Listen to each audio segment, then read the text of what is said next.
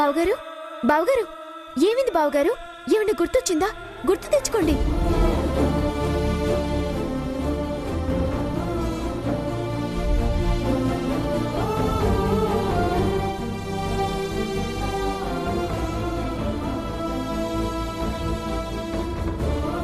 మీరు బైక్ పైన ఎంత స్టైలిష్ గా తిరిగే వాళ్ళో తెలుసా?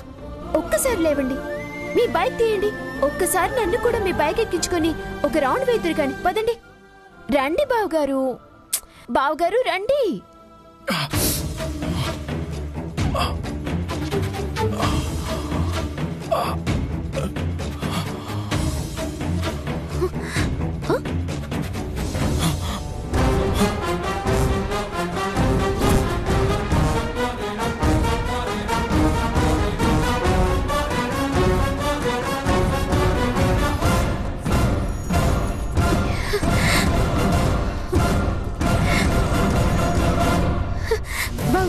బావగారు, అసలు మీరు బైక్ ఎంత స్టైలిష్ గా తోలేవారో గుర్తుందా? ఇదిగో ఇదిగో చూడండి, ఇలా స్టైల్ గా బైక్ ఎక్కి ఒకే ఒక్క కిక్ తో స్టార్ట్ చేసి జూమ్ జూమ్ జూమ్ అని ఇలా స్పీడ్ గా వెళ్ళి ఇలా వచ్చేవారు తెలుసా బావగారు? బావగారు ఏమైనా గుర్తొచ్చిందా? చెప్పండి బావగారు.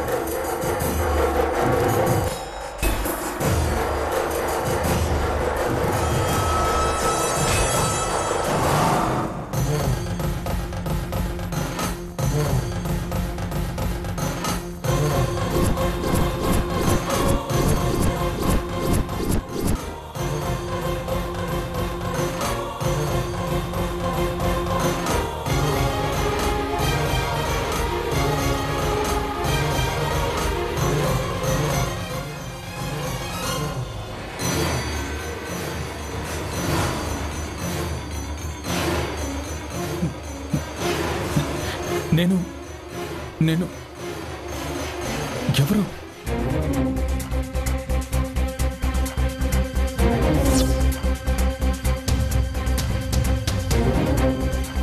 ఇలాంటి డ్రెస్ వేసుకున్నానంటే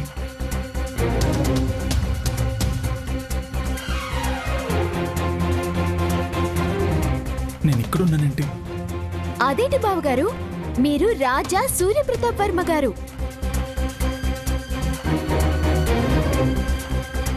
ఈ ప్రాంతానికి దేవుడు మీరు. మీరిలాగే డ్రెస్ చేసుకుంటారు. ఈ ఇల్లు మీదే.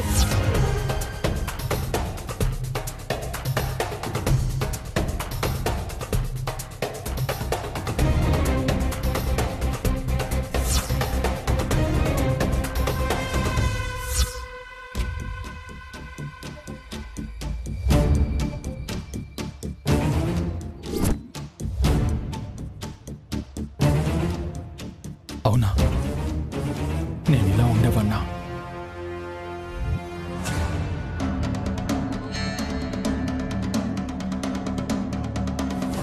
నేను ఇక్కడే ఉండేవాన్నా? ఎవరు ఎవరు? నేను చూస్తున్న దానికి, నాకు గుర్తొస్తున్న దానికి పొంతనే లేదు.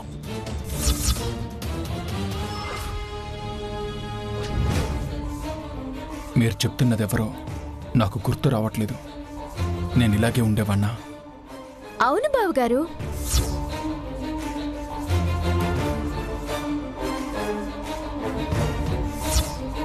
ఇలా కాక ఎలా ఉండేవారు? ఇక్కడ కాక ఎక్కడుండేవారు? చెప్పండి. ఏదో చెప్పబోతున్నారుగా, చెప్పండి చెప్పండి. అబ్బా అక్క,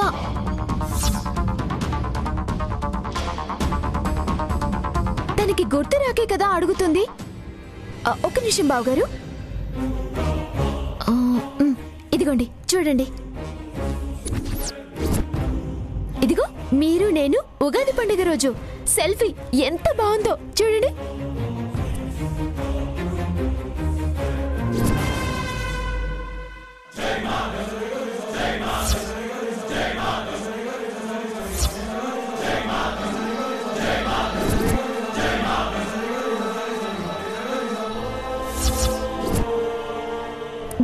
బావగారు? లేదు, గుర్తు రావట్లేదు. మొత్తం మొత్తం మర్చిపోయాను. మాట మారుస్తున్నాడు, కావాలని చేస్తున్నాడు. ఏదో చెప్పబోయి మళ్ళీ గుర్తురానట్టు చేస్తున్నాడు. చూస్తా.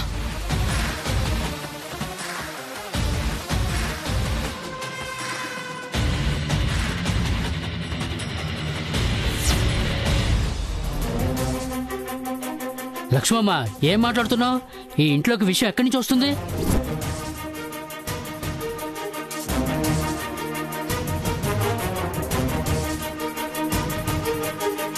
లక్ష్మమ్మ, వెళ్ళొద్దు. ఇలా వెళ్ళటం మంచి పద్ధతి కాదు. నా మాట విను. నువ్వెన్ని చెప్పినా నేను ఇంకా ఒక్కరోజు కూడా ఇంట్లో ఉండను కాక ఉండను.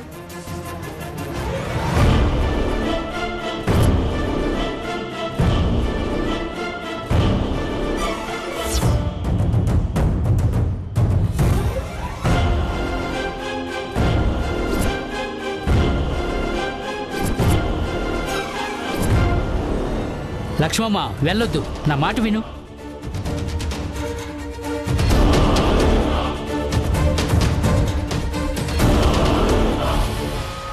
ఇక ఇప్పటి నుంచి ఇంట్లో విషం అనే మాట వినపడకూడదు. ఇన్నాళ్ళు ఎవరి నోటైనా విషం అనే మాట విన్నామా? అవునత్తయ్య, ఆవిడెందుకు విషయం విషయం అంటుందో అర్థం కావడం లేదు.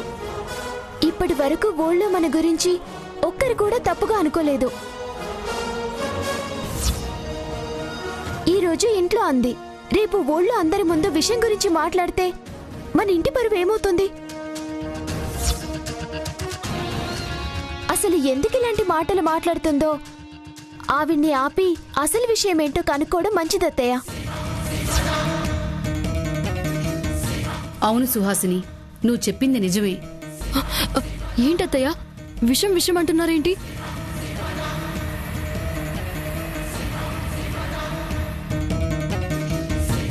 ఏంటోనమ్మా, ఆ వంట మనిషి లక్ష్మమ్మ విషం విషం అని గోల చేసింది.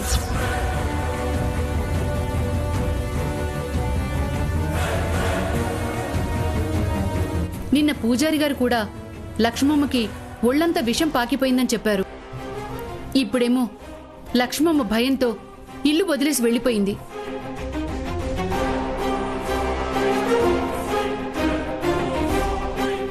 అసలు మన ఇంట్లోకి విషయం ఎక్కడి నుంచి వస్తోంది? లక్ష్మి ఒంట్లోకి ఎలా ఎక్కింది?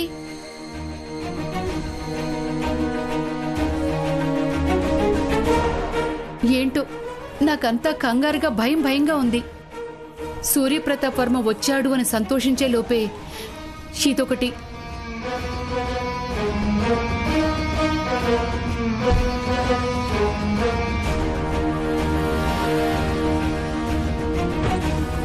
మీరు అనవసరంగా కంగారు పడి ఆరోగ్యం పాడు చేసుకోకండి. ఉండండి, నేను మీకు మంచినీళ్ళు తీసుకొస్తాను. కూర్చోండి, కూర్చోండి అత్తయ్య, కూర్చోండి.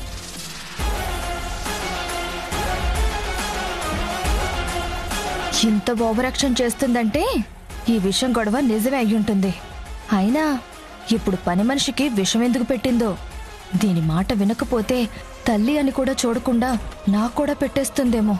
ఇంతకీ ఆ విషయం ఎక్కడి నుంచి తెస్తుందో మాత్రం చెప్పదు. అత్తయ్య, ఒకసారి లక్ష్మమ్మని పిలిచి గట్టిగా అడుగుదాం అత్తయ్య.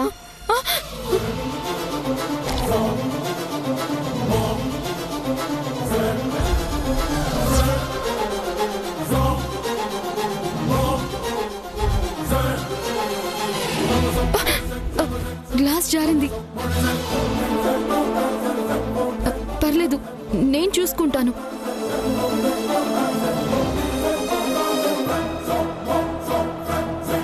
అత్తయ్య, మీరు జాగ్రత్తగా ఉండండి, ఏం కంగారు పడద్దు.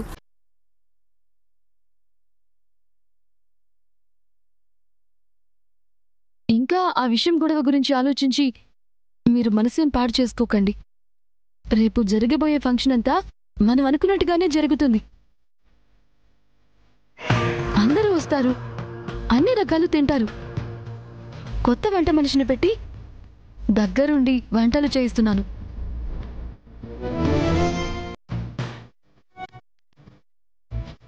మనోరమ, నువ్వే అన్నీ చూసుకుంటానంటే నాకిక ఏ చింత లేదు.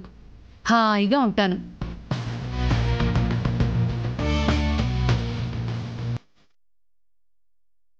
అలాగే అత్తయ్య గారు, నేనే అన్నీ చూసుకుంటాను. మీరు నిశ్చింతగా ఉండండి.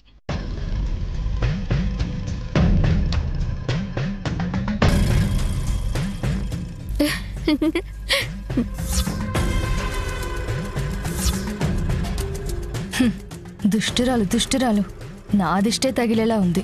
ఇంత మంచి దుష్టురాల్ని కన్నందుకు గర్వంగా ఉన్నా దీన్ని చూస్తుంటే మాత్రం భయంగా ఉంటుంది.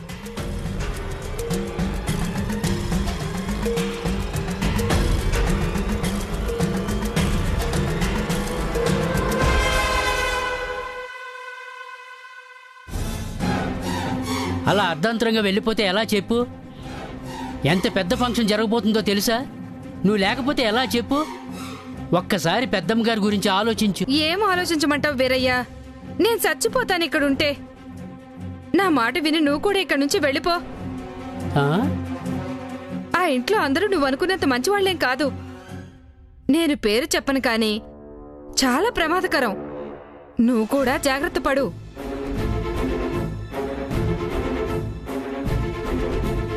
నిన్న పంతులు గారు కూడా చెప్పలే నా ఒంట్లోకి విషమెక్కిందని? ఆయన ఎందుకు అబద్ధం చెప్తారు? ఇదిగో నా బట్టల మూట. ఈ ఇంట్లో నుంచి నేనేమీ తీసుకెళ్లట్లేదు. అసలు ఈ మూట కూడా వద్దు. ఈ మూటలో ఏ విషయం ఉందో ఏంటో. నీకు పిచ్చెక్కిందే లక్ష్మమ్మ. అంతమందికి వంట అనేసరికి భయపడి పారిపోతున్నావు. ఇంత పెద్ద ఇంట్లో పని మానేస్తారా ఎవరైనా? నువ్వు కూడా నాలాగా మంచాన పడితే తెలిసేది ఆ విషయం పవరేంటో.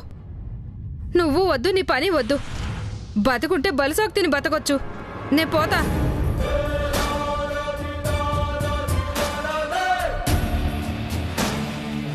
అంటే ఇంట్లో ఒక మనిషి కావాలన్నమాట. ఆయనకు దగ్గర అవడానికి ఇదే మంచి ఛాన్స్.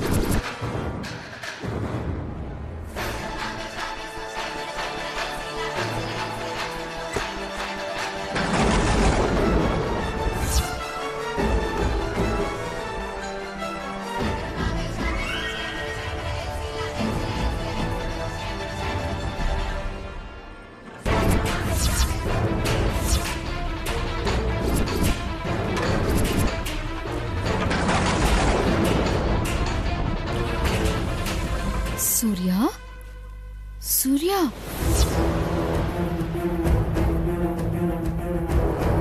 ఒక్కసారిలే.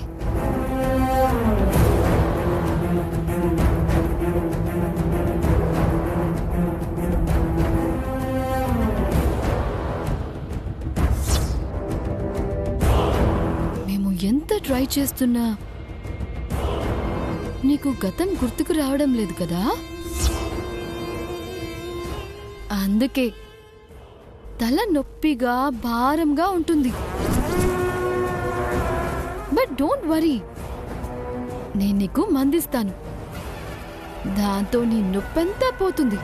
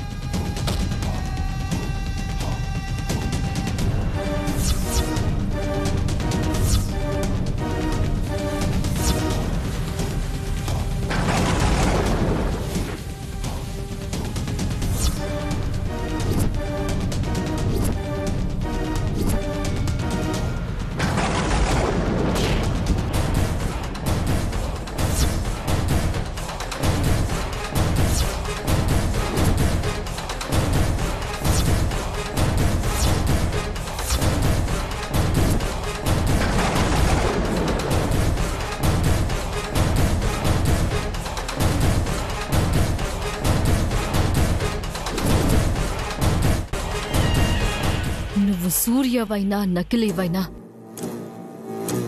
నా విషం నుండి తప్పించుకోలేవు.